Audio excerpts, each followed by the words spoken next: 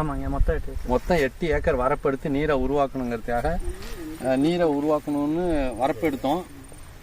எல்லாமே பார்த்தீங்கன்னா கண்ணு கட்டின வரை எல்லாம் புஞ்சை நிலம் தான். நீரை உருவாக்கணும் முதல்ல வேணும் விவசாயத்துக்குன்னு எடுத்தோம்.